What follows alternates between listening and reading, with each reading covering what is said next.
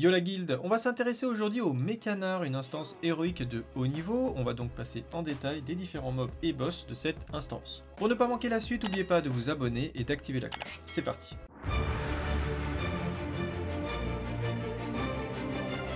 Allez, c'est parti. Alors, on va redécouvrir cette instance ensemble un petit peu parce que, en fait, ça fait quelques semaines. Déjà, je crois que ça fait une semaine et demie, 2 semaines qu'on avait fait le Mécanard. Donc du coup je me souviens plus trop, donc on va redécouvrir les différentes mécaniques avec la vidéo et les différents éléments devraient me revenir au fur et à mesure. Alors donc on commence, on est bien en héroïque hein. Alors je rappelle hein, si vous voulez savoir si vous êtes en héroïque c'est simple, bon bah déjà vous avez le portail avec la tête de mort et il faut vérifier après quand vous faites un clic droit sur votre personnage, il faut bien passer en héroïque et après vous avez les dégâts des mobs évidemment qui vont vous donner un indice. Bref, en tout cas ici on est bien en héroïque et on va commencer. Donc la première salle peut être assez technique, on avait fait, j'avais fait plusieurs fois des wipes ici parce que voilà il y a du social aggro, j'étais pas forcément au courant et surtout en fait les espèces de mecha ici, quand vous allez les aggro à la fin, quand ils vont bientôt mourir, ils vont faire une sorte d'émote, une sorte de cri d'alerte et ils vont ramener les mobs qui sont en vue. Donc du coup on va essayer de les pull back et de les mettre hors loss. Et je crois qu'à ce moment là je ne savais pas quels étaient les mobs qui faisaient justement cette mécanique d'aggro. Donc par défaut on avait décidé de prendre tous les mobs et de les ramener hors loss par sécurité. Les packs de gauche et de droite, donc les espèces d'humanoïdes elfe de sang sont des casters, ils sont pas très dangereux, voilà ils font des slips, ça se dispel, je viens de faire le dispel sur le war donc c'est assez facile, ils font des AOE mais c'est tout à fait healable, niveau dégâts on est sur quelque chose d'assez correct, 1000 de dégâts, c'est surtout les spells qui peuvent être assez embêtantes. En fait ce pack pose problème si vous le faites avec un gros par exemple où vous avez un multipool, ça peut être assez problématique. Si vous avez que les 3, il y aura vraiment pas de souci. Ensuite on fait le pack de droite de la même manière, sauf qu'on est de l'autre côté. Et ensuite, quand les patrouilles sont passées, on va prendre le patrouilleur. Donc voilà, on le ramène hors loss. Donc je sais pas si cette alerte va aggro les autres patrouilleurs ou est-ce que ça aggro uniquement les humanoïdes, sachant que là, il n'y a plus d'humanoïdes en vie. Donc voilà, si jamais vous savez en commentaire si c'est nécessaire. Voilà, c'est marqué, je sais pas si vous voyez. Malheureusement, on le voit pas trop. Ça peut-être quand le chat va monter. Voilà, je vais me déplacer une seconde en fait au milieu, parce que c'est une reprise de live. En fait, vous voyez une émote, c'est marqué patrouilleur, forge, tempête, appel à l'aide. Donc c'est bien ce mob là, voilà, c'est bien ce mob là qui fait un cri. Et par contre je ne sais pas encore une fois si ça aggro, là on voit qu'il a appelé à l'aide en plein milieu, ça n'a pas aggro les patrouilles, donc il y aura une certaine portée. Et ça n'a pas l'air d'avoir aggro l'autre patrouilleur. Donc je crois que ça appelle les humanoïdes qui doivent être à une certaine portée. Donc je pense qu'une trentaine de mètres. Et donc du coup ça vaut le coup de le pullback et de faire attention même avec les autres qui se baladent, parce que je pense que ça aggro tout type d'elfes de sang qui sont à proximité. Ensuite on enchaîne différents tracks qui sont un peu toujours les mêmes pour l'instant. Ici vous pouvez partir du côté gauche ou côté droit. En vérité c'est un peu plus rapide je pense du côté gauche, il y a peut-être un petit peu moins de trash puisque la porte en fait finale est côté gauche, donc moi je pars côté gauche, mais vous pouvez partir côté droit aussi. Ensuite en haut de la petite pente vous allez trouver des nouvelles catégories de mobs. Vous avez des casseurs du Mécanard et le gardien de la porte. Alors vous avez il me semble 2 gardiens si je dis pas de bêtises, 2 gardiens de porte.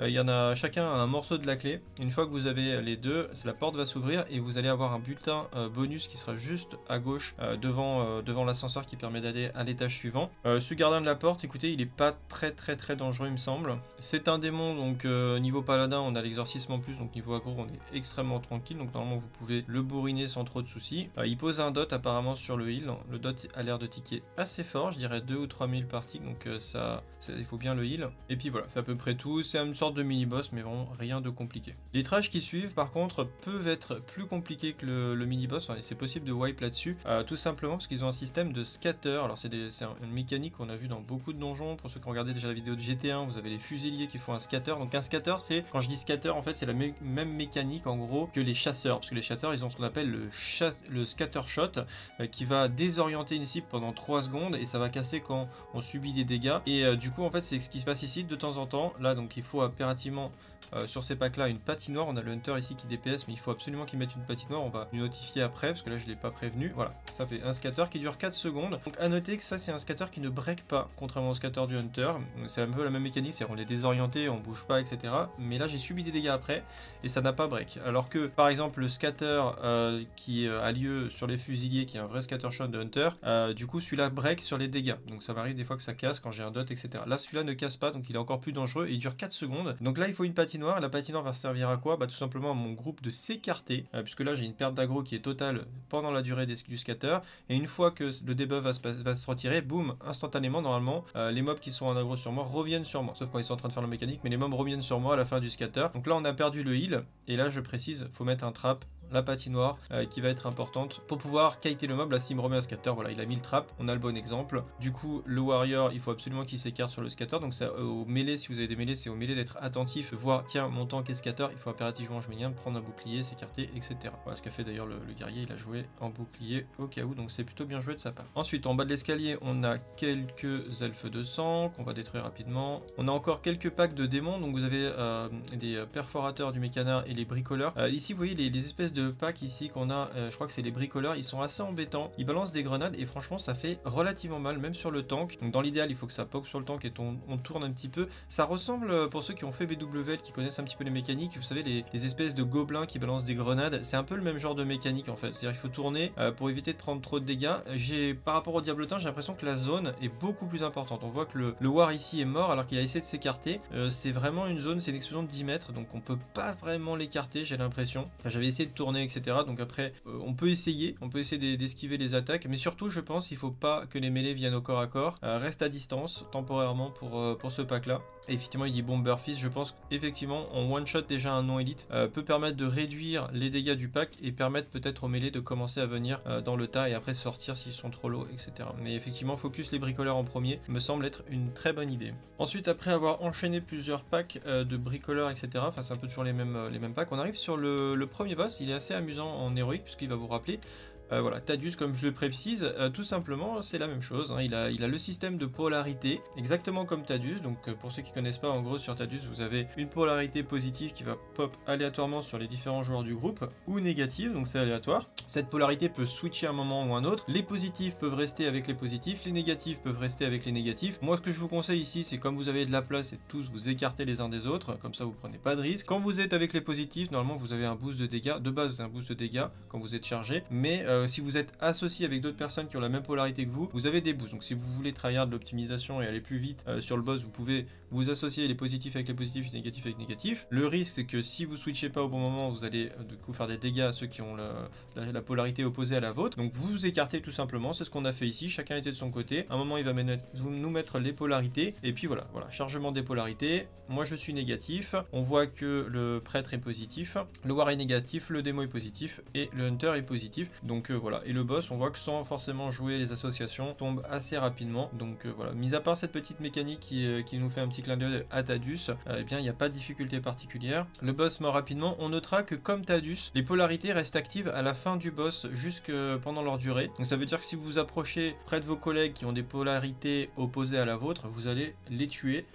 Donc voilà, faites attention tranquillement le temps que ça termine. Ensuite, sur le spot du boss, vous n'avez pas besoin d'aller le chercher. En fait, le deuxième gardien va faire sa patrouille, vous allez pouvoir le récupérer, le tuer et récupérer le deuxième fragment de la clé pour accéder à l'étage. Ensuite, vous n'avez pas besoin d'aller le chercher, le gardien fait sa patrouille, le deuxième gardien pour aller récupérer le deuxième fragment de clé. Il vient directement sur le spot du boss, vous avez juste à attendre, vous le tuez, vous récupérez le deuxième fragment et vous pouvez accéder au loot supplémentaire, mais aussi à l'étage numéro 2 de cette instance. Voilà, le boss meurt. Donc comme vous allez pouvoir le voir, en fait, c'est le loot ne va pas apparaître. En fait, c'est une personne du groupe qui va le looter. Donc soyez attentifs. Voilà, c'est moi qui l'ai récupéré la partie rouge. Soyez attentifs à l'autre personne qui a eu le premier fragment, parce qu'il faut faut la donner à la même personne pour pouvoir avoir le loot supplémentaire. Donc soyez attentifs dans le chat, parce que des fois les personnes ne font pas attention à leur inventaire. Voilà, donc là c'était F qui avait l'autre partie, il me la donne. Ensuite vous avez juste à cliquer dessus et ça va tout simplement créer la clé. Voilà, normalement en fait ça buguait sur la bêta, mais une fois que vous avez la clé qui est active, vous pouvez cliquer sur cette espèce de coffre à gauche et vous allez pouvoir récupérer un loot bonus. Normalement la porte sera ouverte par défaut une fois que vous avez tué les deux gardiens. Ensuite à l'étage supérieur on a un destructeur ici, donc un mecha qui fait assez mal mais qui a pas de mécanique très compliquée. Ouais, il met juste des gros dégâts. Faut faire attention au niveau heal en fait, faut pas s'endormir, faut pas hésiter à overheal un petit peu. Voilà, j'ai pris un 4000, ce qui est plutôt pas mal, il m'a enchaîné encore un 4000. Donc faut pas s'endormir, si on n'est pas capé def, qu'on se prend un crit ici, bon bah ça peut être la sanction, mais normalement il n'y a pas de souci, on passe ce mob sans trop de soucis. Ensuite on a un pack de 4 humanoïdes ici, elfes de sang qui se trouvent devant le boss, donc il n'y a pas de social aggro sur le boss. Dans l'idéal vous pouvez faire des chips, des CC, ça rendra le pack un peu plus facile. Ici nous on prend tout, on fait à la OE avec le trap hunter. Si on a quand même le hunter qui nous fait un joli trap, donc ça fait plaisir. Donc fait un mob de moins, c'est toujours ça. Voilà, ils sont pas très difficiles, on les tue rapidement. Je crois que vous voyez il y a une espèce d'aura de feu sur le mage. Il me semble que cette aura d'immolation peut être volée par les mages avec un vol de sort, si je dis pas de bêtises. Peut-être que les mages les viewers mage, vous allez pouvoir me confirmer ça, mais il me semble, moi je pourrais en jouer mage à l'époque sur cette instance, il me semble on peut voler ce truc, ou le dispel également. Ensuite, on va enchaîner sur un autre destructeur. Alors, on va clean l'intégralité de la salle. Vous allez comprendre pourquoi quand on va arriver sur le boss, parce qu'on va avoir besoin de place en fait. Donc, on se fait le deuxième destructeur rapidos. On enchaîne le nouveau pack d'elfe de sang qui est juste à droite. Voilà. Et ensuite, on arrive sur le boss. Alors, le boss, vous allez voir, il est pas très compliqué. Enfin, on va dire que c'est pas forcément le plus simple non plus. Ça peut vite être un enfer. En paladin, c'est encore assez avantageux de le faire puisqu'on va pouvoir se retirer les ralentissements du boss. Donc c'est simple, quand vous allez le pull, il va faire pop 2 élémentaires de feu. Ces élémentaires de feu n'ont pas d'aggro particulier. Ils vont cibler une personne aléatoire et laisser une traînée de feu. Donc voilà, j'étais dans la traînée de feu, je suis sorti. Cette traînée donc fait 700 de dégâts par tic. Ça court après une personne. Là, c'est, je crois qu'il revient sur moi. Donc on le kite. Évidemment, on a FK pas dans le feu. Et c'est à vous après de bien gérer aussi dans quel... Enfin, comment vous allez faire déplacer les mobs pour éviter d'avoir du feu trop partout. Heureusement, il disparaît avec le temps, sinon ça aurait pu être très très compliqué. Le boss fait un souffle du dragon qui fait perdre l'aggro, mais rapidement, il revient sur moi. Il peut me ralentir, voilà, là il m'a ralenti, donc ce qui fait que je garde ma freedom. Tant que j'ai pas les mobs, il m'éjecte aussi. Tant que j'ai pas les mobs, tout simplement, je mets pas la freedom. Donc petite précision, là je me suis fait éjecter dans la bonne direction. Si vous faites éjecter dans le couloir, il est possible que vous lanciez l'event. J'ai pas essayé, mais à mon avis, si vous faites éjecter dans cette direction et que vous arrivez dans le couloir, je sais que l'event aggro assez facilement. Une fois que l'event est parti, il ne s'arrête plus. Enfin, il y a un certain nombre de mobs qui vont pop, et là vous êtes très mal. Donc faites très attention quand vous tankez le boss. Essayez de faire en sorte de vous faites éjecter dans n'importe quelle partie, sauf la partie gauche ici. Donc là c'était un peu risqué finalement. Ce que j'ai fait là par exemple, je tourne comme ça, c'est pas bon. Là j'ai de la chance en fait, parce que s'il me rééjecte, j'en sais rien, j'ai pas les timers, j'ai pas de DBM, je sais pas quand il va m'éjecter, et je savais pas pour l'event en plus à ce moment là. Donc si vous faites un demi-tour, passez par l'autre côté plutôt. Même s'il y a des flammes, je passe par ici, je reviens, parce que là s'il m'éjecte dans le couloir, ça peut potentiellement être le bazar. En plus regardez, il y a des flammes aussi de ce côté, donc j'aurais vraiment mieux fait. Voilà, il m'a éjecté en plus contre le mur. Je sais pas si vous avez vu, j'ai eu de la chance. Regardez, là je vais être contre le mur, il va me faire un souffle du dragon, et juste à la fin, boum, là il m'a éjecté contre le mur. Si j'avais été dans le couloir, que j'avais fait un souffle dans le couloir, et qu'il m'avait éjecté en plein milieu du couloir, je pense qu'on aurait wipe, puisque ça aurait lancé l'aggro, ça aurait fait pop plein de mobs, et on aurait été vraiment pas bien du tout. Le guerrier est à 1 HP là-bas, on finit le boss, les mobs vont dépop, il m'a encore éjecté, part sur le prêtre. On voit qu'il a fait un fade le prêtre, mais que ça n'a pas suffi à perdre l'aggro, donc je sais pas s'il n'y a pas un reset d'aggro sur le bump. Bref, le boss qui tombe, et vous voyez ce plastron. Très intéressant, vous le retrouvez dans ma vidéo sur le guide du paladin. C'est un plastron qui est ultra bis pour les rushs bas level, voilà, donc pour les paladins prot. Surtout ne jetez pas ce plastron même si vous avez mieux, c'est un très bon item. Voilà, donc pour l'event, pour vous donner une petite idée à quel moment il va se lancer, donc on va aller dans le couloir, vous allez voir, hop, voilà. C'est dans cette zone. Donc si on est éjecté, si vous tapez cette ligne là, et bien là vous déclenchez l'event. Donc il y a un certain nombre de mobs qui vont apparaître. Donc c'est des packs de 4 elfes de sang, comme vous pouvez le constater ici. Ils peuvent être assez embêtants, mais c'est surtout que si vous l'avez en même temps que le boss, ça va être très compliqué. Ils font des slips comme les mobs du début. On dispel tranquillement. Voilà, on les tue. Il faut faire une régène assez rapidement. On n'a pas le temps de régène. On passe même pas hors combat. Ensuite vous avez un destructeur qui pop. Donc c'est comme les destructeurs qu'on avait devant le boss, hein, c'est exactement les mêmes. Donc ce qui va être difficile sur cet event, c'est de bien gérer votre mana, parce que vous n'aurez pas forcément le temps de régène, enfin vous pourrez pas forcément régène. Là je suis toujours pas passé hors combat. La consécration était mal placée ici, du coup j'ai mal build mon aggro, pas très bien joué de ma part. La patinoire en tout cas qui a été posée m'aide énormément pour compenser. Là je suis pas très bien en mana, j'ai joué avec le saut de piété, j'aurais dû passer en sagesse pour essayer de récupérer un petit peu de mana. On a la potion de mana qui revient dans 30 secondes, c'est pas ouf. Voilà, je suis passé en sagesse. Ok, on est passé hors combat après la troisième vague si je dis pas de bêtises. Ensuite la suite de l'event va bientôt se déclencher, je crois que c'est à partir de cette barre. Non, c'est juste entre, voilà, c'est sur cette passerelle là, au milieu de la passerelle, quand vous avez passé le milieu ici, ça active la suite de l'event. Jeu parallèle, des effets de sang, pas trop difficile à tuer. Encore un destructeur, c'est à peu près la même chose que le premier pack. Et ensuite, un nouveau pack sans pouvoir régène d'humanoïde elfe de sang avec des slips, c'est les mêmes. Une fois ce pack terminé, vous avez le boss qui pop, enfin qui est disponible. Il faut savoir que je vous conseille de vraiment pas bouger et d'avancer parce qu'il aggro de très loin comme vous allez pouvoir le voir. Donc faites bien votre régène après la triple vague qui peut être assez éprouvante niveau mana pour le healer. Et donc du coup, si quelqu'un avance, par exemple Des fois j'ai vu des joueurs avancer parce qu'ils étaient prêts et bah voilà. Je sais même pas s'il se déclenche pas après une certaine période. Regardez, parce que là il y a personne qui avance. On attendait, on faisait rien et au bout d'un moment, voilà, il se déclenche tout ça. En fait, je pense que l'event il est timé en fait. Il est timé. Je pensais que la dernière fois c'était quelqu'un qui avait avancé, qui avait aggro, mais en fait c'est pas ça. C'est juste que c'est timé. Donc vous avez juste peut-être une quinzaine de secondes après le dernier pack et dans tous les cas l'event se déclenche. Et je me demande si d'ailleurs le deuxième pack ne serait pas une question de timer aussi à confirmer.